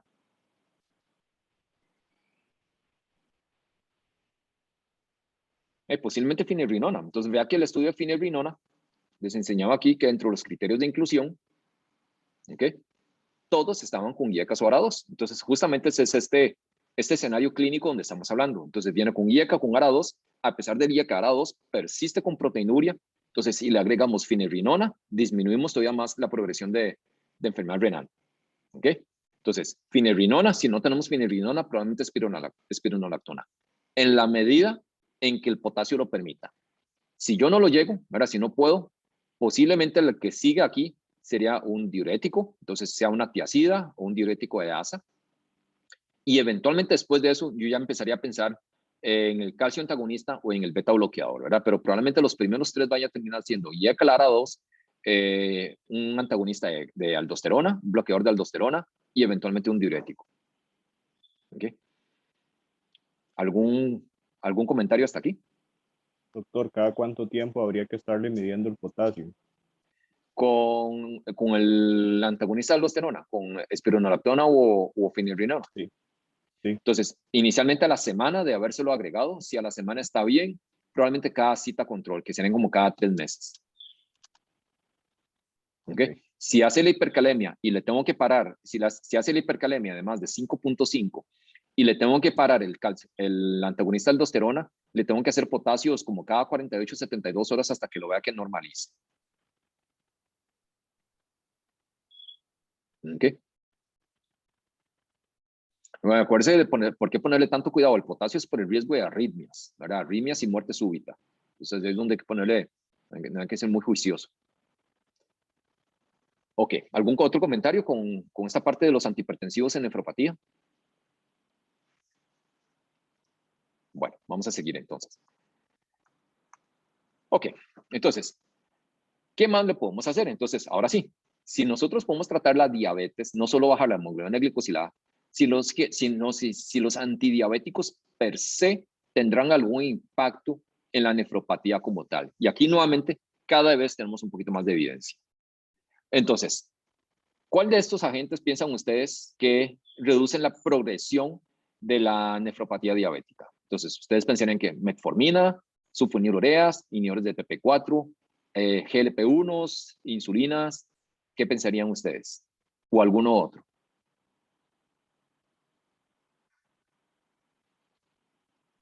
Doctor, es que, bueno, el que vimos que es más nefroprotector son los inhibidores de la SGLT2, pero no están dentro de las opciones.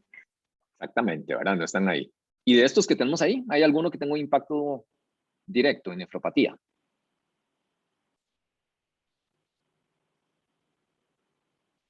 Probablemente los GLP-1 un poquito, ¿ya? Entonces ya vamos a ver eso. Ok, entonces, esto es, digamos, vamos a ver primero los datos de los inhibidores de PP4 y luego vamos a ver el GLP-1. Entonces, este es el estudio Carmelina. El estudio Carmelina es un estudio donde compara linagliptina, un inhibidor de PP4 versus placebo. Y acuérdense que al igual que los estudios cardiovasculares que vimos hace como un mes atrás, placebo realmente no era placebo eran otros fármacos. Entonces, habían algunos estudios en modelos animales que muestraban que supuestamente los inhibidores de PP4 pueden reducir la proteinuria. Entonces, este estudio se diseñó directamente para ver, ¿verdad?, la parte de eventos microvasculares y especialmente proteinuria. Entonces, lo que vieron ellos es que en eventos microvasculares hubo una reducción a favor del grupo tratado con linagliptina, y esto es por reducción de la hemoglobina glicosilada, y hubo menos progresión, ¿verdad?, de la albuminuria. Entonces, vea cómo hay una reducción del 14%. Pero vamos a ver estos datos con un poquito más de detalle. ¿Okay? Y lo que se vio, perdón, entonces, lo que se vio es que no le puse la gráfica, lo saqué anoche. Y lo que se vio esto es básicamente que es, al haber una diferencia de hemoglobina glicosilada entre linagliptina y placebo, esto está asociado sobre todo a menos casos nuevos de aparición de microalbuminuria. Entonces, lo que vimos al principio, lo que me baja glucosa previene la aparición de microalbuminuria. Pero realmente, Carmelina, desde el punto de vista de eventos, digamos, severos, como es enfermedad renal terminal, diálisis, trasplante, o sea, necesita de terapia de sustitución renal o muerte renal, no hubo diferencias entre linagliptina y placebo. Ese es el estudio LEADER. Y LEADER ya lo habíamos visto, lo habíamos tocado con eventos cardiovasculares.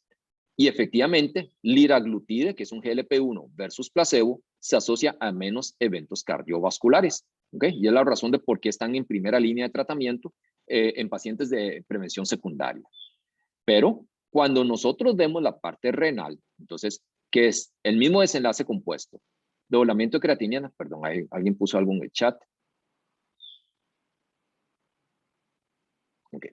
Entonces, cuando nosotros vemos que el evento renal compuesto, que es doblamiento de creatinina, enfermedad renal terminal o muerte por causa renal en un paciente en estadio 3 de enfermedad renal crónica, hubo una reducción a favor del grupo tratado con liraglutide. Okay. Sin embargo, cuando nosotros vemos cada uno de los diferentes desenlaces por separado, lo que es proteinuria, una reducción del 19% a favor del grupo tratado con liraglutide. Pero cuando nosotros vemos esto, entonces básicamente lo que está logrando hacer es que en aquellos pacientes que están normoalbuminúricos o microalbuminúricos, reduce la albuminuria. En cambio, en los pacientes que ya tienen más de 300 miligramos por gramo de albuminuria, el tratamiento con GLP-1, el impacto es mínimo. Entonces, nuevamente, a través de la reducción de glucosa, nosotros vamos a tener un efecto en la prevención de la aparición de la microalbuminuria, ¿verdad?, o el empeoramiento inicial. Pero ya el paciente que tiene proteinuria de manera importante, el GLP-1 tiene un impacto mínimo. Okay. Y cuando nosotros vemos esto, que la tasa de filtración glomerular, ¿verdad?, estimado con liraglutide, vean cómo al final de cuentas lo que nos interesa es ver qué tanto impacto tiene a largo plazo. Y a largo plazo la tasa de filtración glomerular, la caída fue exactamente igual, ¿verdad?, entre liraglutide y placebo. Entonces incluso un poquito más, un poquito de diferencia, ¿verdad?, pero realmente fue igual entre liraglutide y placebo. Ok. Entonces, según la tasa de filtración glomerular, entonces, en el subgrupo de pacientes que estaban en el estadio 4, ¿verdad? Perdón, en el estadio 3, que es de 30 a 59 cc por minuto, hay un pequeño beneficio, ¿verdad? Pero el beneficio no es consistente en todas las etapas de enfermedad renal crónica. Entonces, el resultado no es muy claro. Este es el estudio REWIND, y el estudio REWIND fue con dulaglutide. Entonces, nuevamente, dulaglutide versus placebo para enfermedad cardiovascular, y desde el punto de vista cardiovascular funcionó. Cuando vemos los datos del microvascular, en desenlaces renales, nuevamente da la impresión de que dulaglutide funciona, ¿ok? Pero este desenlace renal es un compuesto de microalbuminuria, ¿verdad? Caía la tasa de filtración glomerular o enfermedad renal crónica, terapias de sustitución renal. Entonces, vamos a ver qué pasa si nosotros separamos cada uno de estos. Entonces, vean aquí cómo terapia de necesidad de reemplazo renal, dulaglutide no tuvo impacto significativo. Enfermedad renal terminal definido con una caída a menos de 30 cc por minuto, no significativo. Y donde tuvo impacto nuevamente es al reducir la glucosa, la aparición de nueva microalbuminuria. Entonces, igual que con liraglutide, lo que estamos es previniendo la aparición de macroalbuminuria. Pero una vez que ya tienen macroalbuminuria establecido, no estamos teniendo mayor impacto. La diferencia que tiene dulaglutide con respecto al liraglutide es que si nosotros vemos aquí la caída, la tasa de filtración glomerular, lo que está en amarillo es el placebo. Entonces, vean cómo la caída, la tasa de filtración glomerular es más marcado con placebo de lo que es con dulaglutide. Entonces, pareciera que aquí sí puede tener algún efecto protector, pero sin embargo, la diferencia es nuevamente igual que con el estudio del liraglutide fue no significativo. ¿Ok? Entonces, pareciera que en ambos GLP-1 lo que estamos teniendo es nada más evitar la progresión hacia macroalbuminuria, pero no estamos teniendo mayor impacto a largo plazo en la progresión de la enfermedad renal diabética. Esto es con semaglutide, nuevamente igual. Nueva nefropatía o agravamiento de la nefropatía, hay una reducción a favor de semaglutide, pero otra vez, si agarramos cada uno de los desenlaces por separados, es el mismo efecto, menos macroalbuminuria persistente, pero ya duplicación de creatinina o reemplazo renal, no hay diferencias. ¿Okay? Entonces, vea que el efecto es muy consistente entre los tres análogos de GLP-1. ¿Dudas hasta aquí? Con los antidiabéticos.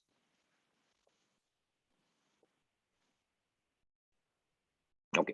Entonces, esta tabla, yo creo que ya lo había visto en una clase anterior. Ya vamos a analizar los datos de los inhibidores de SGLT2. Cuando vemos los datos de los inhibidores de PP4, vean entonces cómo desde el punto de vista de terapia de sustitución renal, muerte renal, no hay ninguna diferencia. ¿Okay? De los análogos de GLP-1, lo que tenemos es aparición de macroalbuminuria, es lo que estamos previniendo, pero no tenemos diferencias en terapia de sustitución renal y tampoco muerte renal ni necesidad de trasplante. Entonces, ¿qué son los desenlaces duros? Que aquí los inhibidores de SGLT2 sí tienen un efecto importante. Ok. Entonces, uno de los datos que no les enseñé ahorita, que hay que poner en perspectiva es, a pesar de que con IECAS y ARA2 nosotros podemos tener un efecto importante, vean cómo después de 4 años de tratamiento, el número de pacientes que alcanzan el desenlace primario, que era doblamiento de creatinina, enfermedad renal terminal o muerte por causas renales, es prácticamente entre un 40 y un 50%. Entonces, a pesar de que hay un beneficio con el ARA2, ya sea losartán en este caso o el irbesartán, vean cómo el riesgo residual es significativo. Entonces, tenemos que ver qué hacemos para evitar esta progresión tan marcada que tenemos después de 4 años. ¿Ok? ¿Me siguen este concepto del riesgo residual? Sí, doctor. Sí, ¿verdad? Entonces, a pesar del tratamiento con el estándar, que es el ARA2, vean cómo hasta casi el 50% de los pacientes siguen teniendo el evento. Entonces, esto es un número muy elevado. Entonces, definitivamente la necesidad de agregar otros tipos de terapia. Entonces, ya nosotros teníamos en diferentes metaanálisis con base a lo que nosotros habíamos visto, los estudios de desenlace cardiovasculares, que esto lo hemos mencionado en varias clases, el EMPA-REG con empagliflozina, CANVAS con canagliflozina, DECLARE con dapagliflozina y VERTIS con ertugliflozina. Cada uno de ellos había mostrado, sin que fuesen estudios definitivamente de nefropatía diabética, sino que utilizando el mismo desenlace de caída del 40% la tasa de filtración glomerular, necesidad de reemplazo renal o muerte por causas renales, en general todos habían mostrado beneficio. Y este efecto es muy consistente entre todos los medicamentos de la misma clase, donde globalmente se estima que hay una reducción del 42% en la necesidad de, ya sea o en el riesgo de que haya una caída en la filtración glomerular, terapia de sustitución renal o muerte renal. Ok, entonces, aquí es donde surgen dos estudios de los inhibidores de SGLT2 específicamente para nefropatía. Entonces, un primer estudio, este es el estudio Credence. Esto es específicamente para nefropatía diabética. Estos son pacientes con diabetes tipo 2 de más de 30 años de edad, con una glicosilada entre 6,5 y 12, tasa de filtración glomerular entre 30 y 90 cc por minuto, con una tasa de excreción urinaria albúmina, ¿verdad?, entre 300 y 5,000 miligramos por gramo de creatinina. Entonces, son pacientes que tienen macroalbuminuria, que estaban con solo un IECA o un ARA2, pero no podían estar en terapia combinada. Aquí sí excluyeron a la espironolactona. Los pacientes no podían estar tratados con espironolactona y no podían tener hipercalemia. ¿Okay? Y todos estaban utilizando IECAS o ARA2 por al menos 4 semanas. Entonces, se aleatorizaron a recibir canagliflozina 100 miligramos por día versus placebo. Y lo que se vio fue que el riesgo del desenlace primario, que era enfermedad renal terminal, doblamiento de creatinina, muerte renal o muerte cardiovascular, se redujo en un 30% a favor del grupo tratado con canagliflozina. Perdón, aquí, a favor del grupo tratado con canagliflozina. Pero vean que este no es el desenlace renal clásico porque me está metiendo muerte cardiovascular. Y ya nosotros hablamos de que los inhibidores de SGLT2 reducen muerte cardiovascular. Entonces, ¿qué pasa si yo saco muerte cardiovascular de este cálculo? ¿Okay? Entonces, aún así, hay una reducción del 34% en el desenlace cuando usamos el desenlace renal puro, que es enfermedad renal terminal, doblamiento de creatinina o muerte de origen renal. Entonces, disminución del 34% a favor del grupo tratado con canagliflozina. ¿Okay? Viendo cada uno de los desenlaces por separado, hay una disminución significativa del doblamiento de creatinina, hay una disminución significativa de enfermedad renal terminal, definido por estadio 5, y diálisis o trasplante en el puro límite. No una reducción significativa de muerte renal, porque el número total de muertes renales es muy pequeño.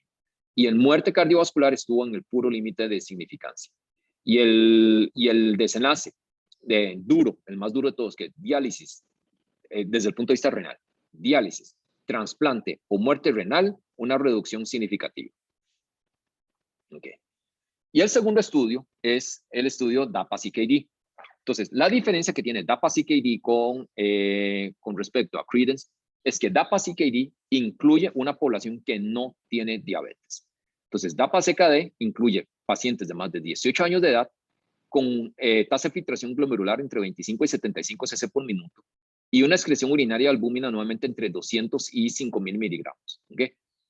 Excluyeron pacientes con diabetes tipo 1, enfermedad renal poliquística, nefritis lúpica y vasculitis ANCA positivos, y que estuviesen usando inmunosupresores. Y nuevamente tienen que estar utilizando IECAS o ARA2. Entonces, aquí podía tener pacientes con diabetes tipo 2 o sin diabetes tipo 2. Entonces, más o menos 65% de los pacientes del estudio tenían diabetes tipo 2, pero un 35% de los pacientes que no tenían diabetes tipo 2. Y los pacientes se le autorizaron a recibir dapagliflozina 10 miligramos diarios versus placebo. Entonces, son pacientes que, como les mencionaba aquí, entonces 65-68% de los pacientes con diabetes, ¿verdad? Pero luego un 30% sin diabetes. Todos, 97% estaban utilizando un IECA o un ARA2 de base y con una proteinuria en promedio alrededor de 1,000 miligramos por gramo de creatinina y una tasa de filtración glomerular estimada de alrededor de 43 cc por minuto. El desenlace primario caía al 50% de la tasa de filtración glomerular, enfermedad renal crónica, ¿verdad? muerte renal o muerte cardiovascular, se redujo 39% a favor del grupo tratado con dapagliflozina 10. Y nuevamente, si nosotros sacamos muerte cardiovascular, ¿verdad? Y vemos cada uno por separado, hay una disminución significativa en la posibilidad de tener una caída del 50% de la tasa de filtración glomerular, reducción de diálisis, reducción de progresión hacia estadio 5, pero no hubo una reducción significativa de muerte cardiovascular. ¿Okay? El efecto fue independiente de la diabetes, entonces se produjo beneficio tanto en pacientes con y sin diabetes tipo 2, independientemente del grado de proteinuria y de la tasa de filtración glomerular. ¿Okay? Y tal vez lo más importante es que desde el punto de vista de mortalidad por cualquier causa, una reducción significativa con dapagliflozina versus placebo. Entonces, esto llevó a la aprobación de este grupo, de este medicamento de dapagliflozina para el manejo de nefropatía crónica, aún sin diabetes, y esto se aprobó a principios de este año en Estados Unidos. Okay. Entonces, aquí la consideración es que el uso de inhibidores de SGLT2 es agregado a IECAS o ARA2. ¿Okay? Entonces, el punto no es que cuál es mejor, si el IACA o el ARA2 versus el inhibidor de SGLT2. Y aquí es combinación. Entonces, el estudio de Finerenone, el estudio del Fidelio que les mencionaba, tuvo como 15% de los pacientes estaban utilizando de base un inhibidor de SGLT2 y lo que se vio es que el agregar Finerenone, el efecto fue independientemente del uso de los inhibidores de SGLT2. Entonces, podemos hacer esa triple combinación. Podemos utilizar IECARA2 más DAPA o canagliflozina más Finerenone. Y ahí nuevamente no hay pérdida de eficacia de ninguno de los tres. No tenemos muchos datos de qué hacer con pacientes que tienen enfermedad renal crónica sin proteinuria. Hay un subanálisis, un grupo muy pequeñito de pacientes del EMPA-REC, un empagliflozina, y mostró también beneficios similares, pero es un subanálisis, un grupo muy pequeño nada más, y no tenemos estudios a gran escala de pacientes que no tengan proteinuria. Ok, esta es la gráfica que les mencionaba hace un momento. Entonces, vean la magnitud de que a 48 meses, esto en el año 2001, hace 20 años también, 48 meses, casi 50% de los pacientes tenían el evento renal. Claro, el estándar del cuidado ha cambiado, el control glicémico ha mejorado a través del tiempo, el control de la presión arterial también ha mejorado a través del tiempo. Entonces, ¿qué pasa ahora con este riesgo residual? Entonces, vean cómo a 42 meses y 32 meses, en el estudio Credence, ¿verdad? Este riesgo residual a 42 meses pasó de ser 40%, que era lo que teníamos en el IDNT y en el renal, a ser 15%. Entonces, vean la caída tan significativa que ha tenido esto. Y en el DAPA-CKD, claro, aquí es 32 meses y no es 48 meses como era aquí, 48, 54 meses. Pero aún así, a 32 meses, aquí nosotros teníamos más o menos alrededor de 25-30%. Y lo estamos dejando como alrededor del 8% del riesgo residual. Entonces, vean cómo a través de 20 años, hoy en día, definitivamente contamos con mejores intervenciones que podemos hacer que el riesgo de progresión de enfermedad renal hacia una caída significativa de la tasa de filtración glomerular, diálisis o trasplante o muerte por causas renales, lo podemos impactar de manera significativa. Ok. ¿Dudas con la parte de los eventos clínicos hasta aquí? ¿Hasta aquí?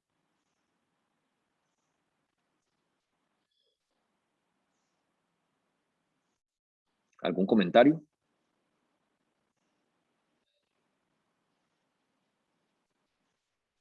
Ok.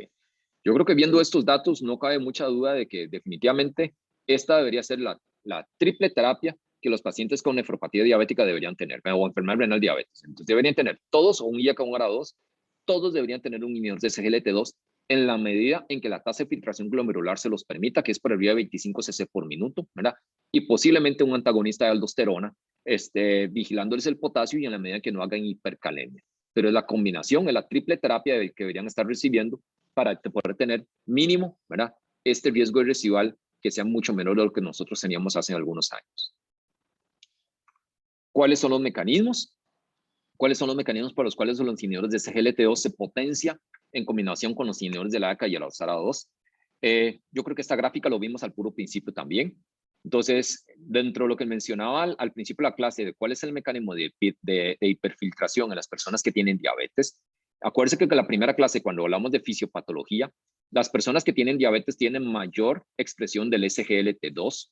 Por lo tanto, al tener mayor expresión del SGLT2, van a tener mayor reabsorción de sodio y el sodio tubular, entonces disminuye.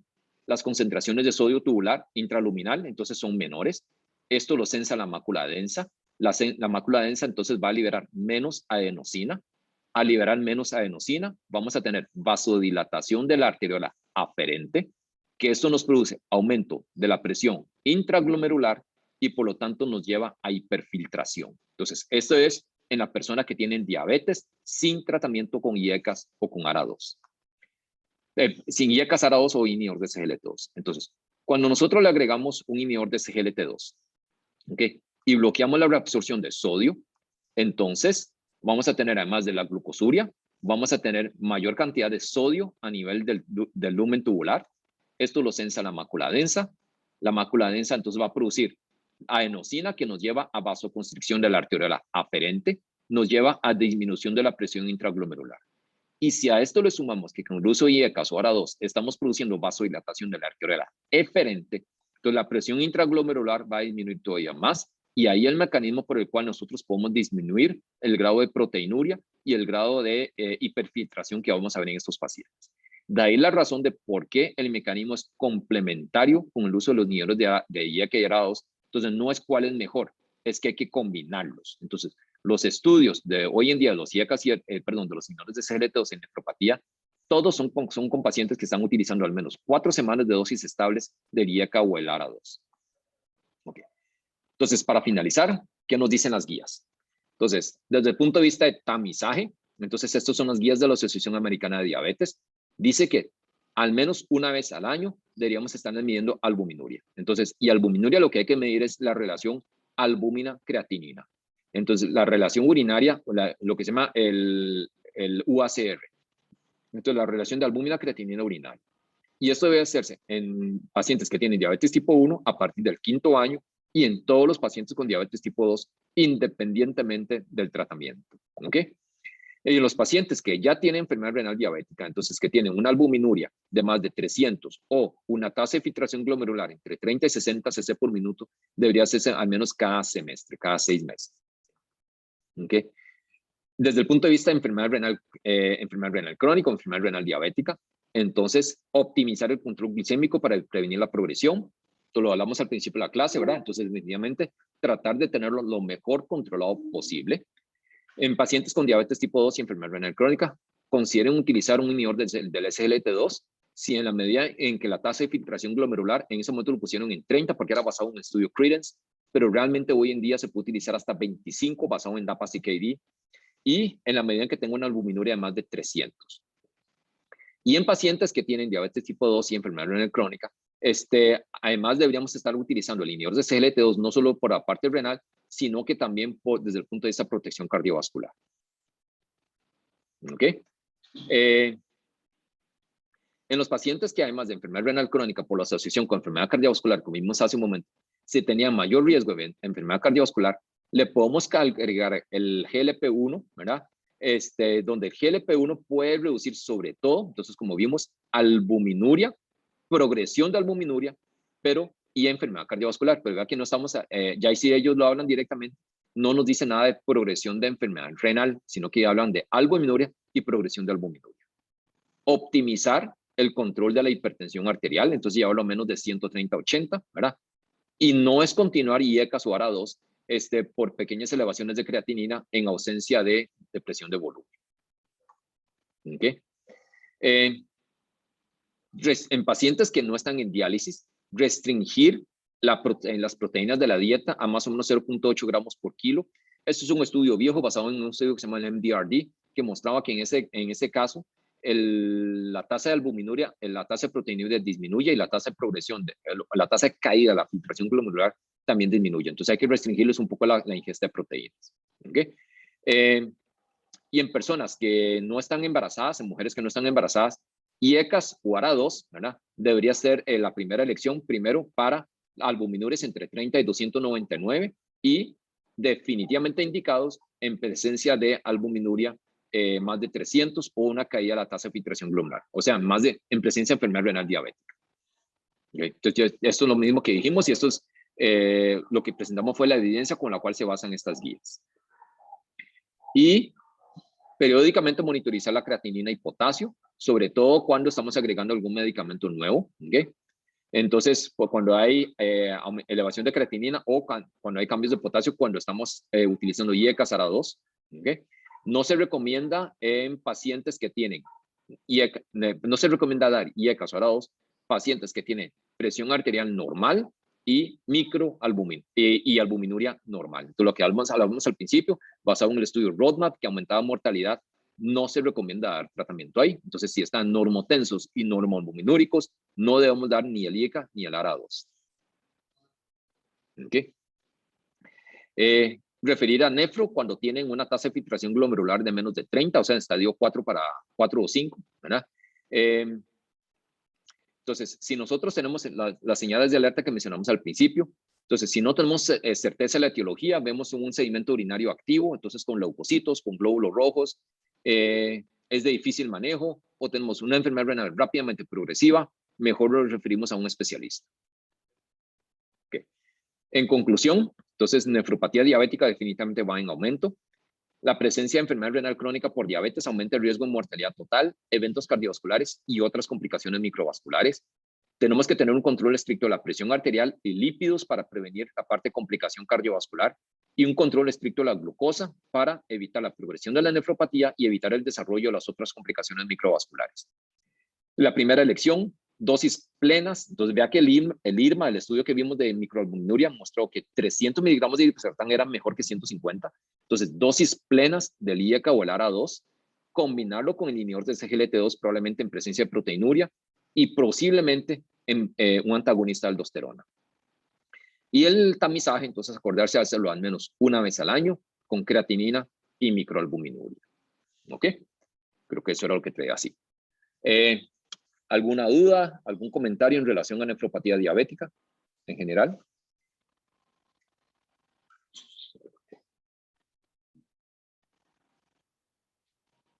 Okay. Michelle, Sofía, Benjamín. De mi parte, no, doctor, está todo claro. Muchas gracias. Ok. Ana Sofía o Benjamín, ¿alguna duda? ¿Algún comentario? No, no. Todo claro. Okay. Todo claro. Ok. Bueno, entonces, revísenlo con calma. Acuérdense nada más de mandarme la infografía, la tarea de aquí al miércoles. Y nos vemos de hoy en 8 y yo les subo igual al aula virtual el enlace para la clase de retinopatía y neuropatía. Ok, cualquier duda me lo consultan, me lo mandan, no hay ningún problema, con toda confianza.